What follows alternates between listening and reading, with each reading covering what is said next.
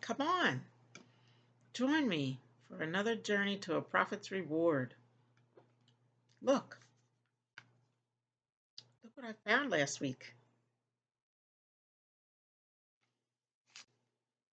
Have you ever asked the Lord to bring lost money to you? To point out lost money on your path? Well, I had heard a story some time ago about a man who really did something radical, I think. He asked the Lord to command the birds to bring lost money to him. Not just any kind of money, lost money. He must have been thinking about, there must be so much lost money all over the world. And so he just had this idea, Lord, command the birds to bring lost money to me. And it actually began to happen. They were bringing lost money to him, and he accumulated quite a bit of money. So I thought, Lord, why not? Why not ask? So, of course, I live in an apartment community, so I can't ask birds to bring me lost money because everybody around me would have access to it since I don't have a yard. So I asked a little bit differently. I said, Lord, please bring to me lost money. Please point out to me lost money on my path. And then recently, I found $2 in a coat pocket, in a coat that I hadn't worn for seasons, for months. And I didn't realize it was there. Lost money. And last week, what did I find? I found this dollar on the ground. Now, of course, some days it might just be a coin or some coins. But don't despise the day of small beginnings. Just take it and receive it and give thanks to the Lord for it and see how He multiplies it. In today's society, there's all kinds of currencies. There is digital currency. And even though that currency isn't something we tangibly hold in our hands, we still need to declare over our crypto accounts. In God we trust.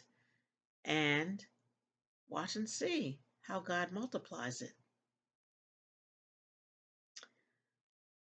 Today we want to look on our map because finding lost money is somewhat like manna.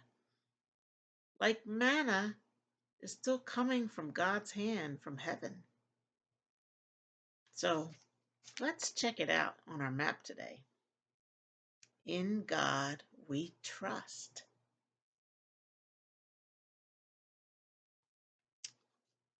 I see the first point on our map today is Psalm 91, verse 2. It says, I will say of the Lord, He is my refuge and my fortress, my God. In Him I will trust. Now, if you're anything like me, you may have some debts. This is not heaven yet, and we live in a broken world, and sometimes we don't have enough. And we feel like we're lacking. And sometimes, even though it's better not to borrow, sometimes we find that we have to borrow. Even when we have accounts of debt, we need to declare of them, in God we trust.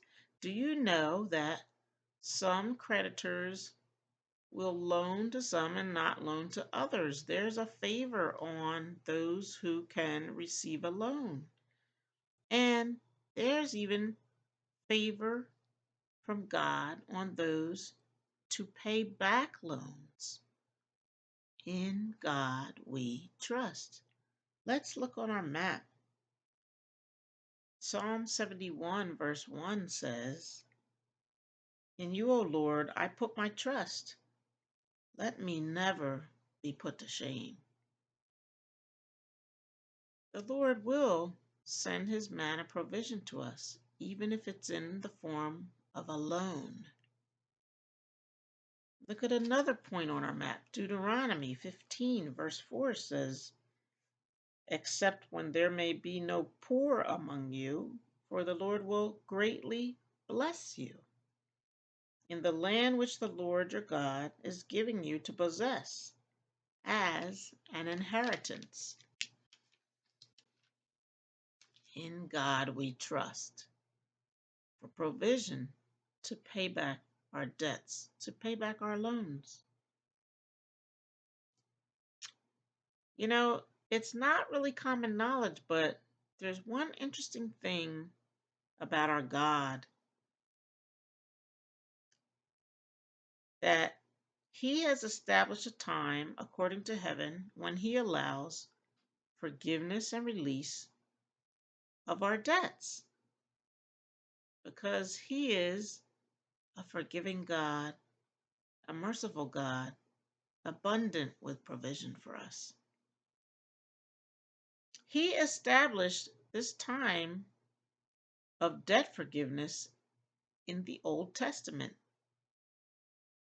Our map shows us this way of God's heart in Deuteronomy 15 verses 1 through 2, which say, "At the end of every 7 years you shall grant a release of debts.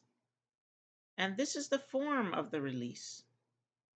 Every creditor who has lent anything to his neighbor shall release it. He shall not require it of his neighbor or his brother, because it is called the Lord's release." In God we trust. We need to trust God in all these things with all our accounts, checking accounts, savings accounts, loans and debts accounts, retirement accounts, bonds accounts, investments. God gives us wisdom, and he gives us manna provision from his hand from heaven, because we are in a covenant with him. He is a covenant-keeping God, and we are in a covenant with him. Our map shows us how God is very serious about his covenant with us, even where provision is concerned. He sees our daily needs. Deuteronomy 8 verse 18 says, "And you shall remember the Lord your God, for it is he who gives you power to get wealth, and he may establish his covenant which he swore to your fathers as it is this day." Covenant is very, very important to God. We can trust God because we are in a covenant with him. We can trust him because he is faithful to keep his covenant. He is faithful to establish and keep his covenant with us to the honor of his name. His name is his guarantee that we can trust him.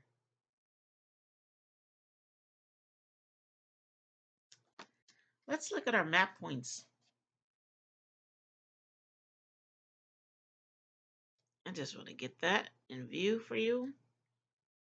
And our map points today are Psalm 91 verse 2, Psalm 71 verse 1, Deuteronomy 15 verse 4, Deuteronomy 15 verses 1 through 2, and Deuteronomy 8, verse 18.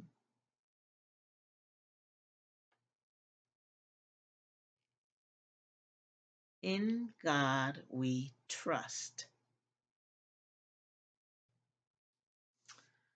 Until next time, stay on the righteous path.